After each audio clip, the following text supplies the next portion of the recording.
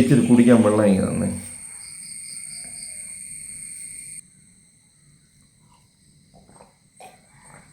പോയ കാര്യമൊന്നും നടന്നില്ല.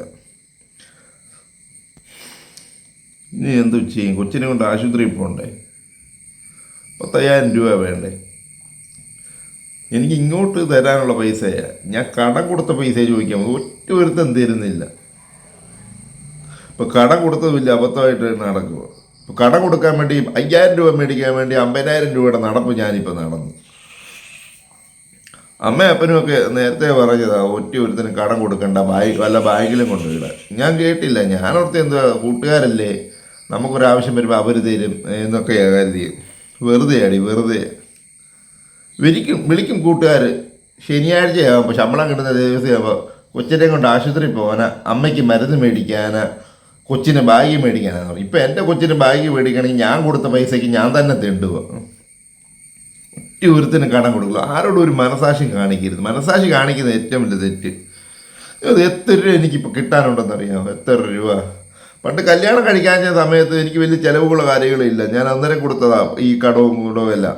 ഇപ്പോൾ കല്യാണം കഴിച്ചപ്പോൾ ഞാൻ നിന്നെ നോക്കണ്ടേ, നമ്മുടെ കൊച്ചിനെ നോക്കണ്ടേ, നമ്മുടെ കൊച്ചിൻ്റെ കാര്യങ്ങൾ നോക്കണ്ടേ, നമ്മുടെ കാര്യങ്ങൾ നോക്കണ്ടേ, നമ്മുടെ ചിലവുകൾ നടക്കണ്ടേ, ലോണ്, ബ്ലേഡ്, ചീട്ടി, കുറേ കാര്യങ്ങളില്ലേ, എല്ലാം അടയ്ക്കണ്ടേ. അവർക്കുള്ളത് തന്നെ എനിക്കും ഉള്ളത്, കടകളും കാര്യങ്ങളും എല്ലാം ഉണ്ട്.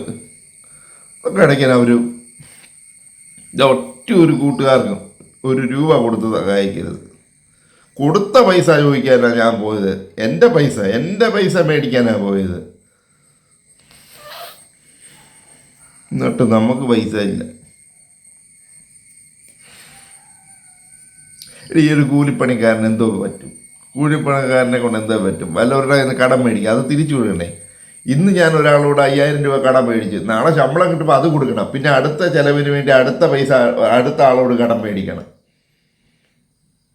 കഴിഞ്ഞ മാസം ആശുപത്രി പോകാൻ നേരത്ത് 3,000 രൂപ ഞാൻ മുതലാളിയുടെ കയ്യിൽ നിന്ന് മേടിച്ചതാണ്. അത് കുറച്ചല്ല പുള്ളി എനിക്ക് ശമ്പളം തന്നേ. അപ്പം അതിൻ്റെ ബാക്കി ചിലവും കാര്യങ്ങളും ലോണും ബ്ലേഡും അടയ്ക്കാൻ വേണ്ടി അടുത്ത കടം മേടിച്ചു. ഇതിങ്ങനെ കടം മേടിക്കുക, പോവുക, അടയ്ക്കുക, കടം മേടിക്കുക, പോവുക, അടയ്ക്കുക, അങ്ങനെ നടക്കുന്നതല്ലാതെ ഒരു 10 രൂപ സേവ് ചെയ്യാൻ പറ്റുന്നില്ല. സത്യം പറഞ്ഞാൽ സേവ് ചെയ്യാൻ പറ്റാത്തതിൻ്റെ ഏറ്റവും വലിയ കാരണം ഞാൻ ഓരോരുത്തർക്കും കടം കൊടുത്തതാണ്. ശനിയാഴ്ച ഓരോരുത്തരെ വിളിക്കുമല്ലേ, 500 താടാ, 1000 താടാ.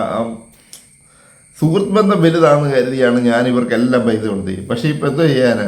ഒറ്റ സുഹൃത്ത് പോലും 10 രൂപ ഒന്നും സഹായിക്കാനില്ല. തരുന്നവന്മാർക്കാണെങ്കിൽ കേട്ടോ വർക്ക് കുറവാണ്. കടം മേടിച്ചതിനെ ചെയ്യുക. ഇനി ആരോടെങ്കിലും കടം മേടിക്കുക, അടുത്ത ശമ്പളം കിട്ടും, അത് കൊടുക്കുക. ഇങ്ങനെ നമ്മളെ ലൈഫ് ഇങ്ങനെ കടം മേടിച്ച് ഇങ്ങനെ പോകത്തേ ഉള്ളൂ. അനുഭവിക്കുക, അത്ര തന്നെ. നീ ഒറ്റ ഒരാളോട് ഞാൻ മനസാക്ഷി കാണിക്കത്തില്ല. ഒറ്റ ഒരാൾക്ക് ഞാനൊരു 10 രൂപ കടം കൊടുക്കത്തില്ല. കടം കൊടുത്ത് മുടിയാറായി. ഞാൻ ആർക്കും അങ്ങോട്ട് കടം കൊടുക്കാനില്ല. എല്ലാവരും എനിക്ക് ഇങ്ങോട്ടാണ് തരാൻ, അതൊട്ട് തരത്തുമില്ല.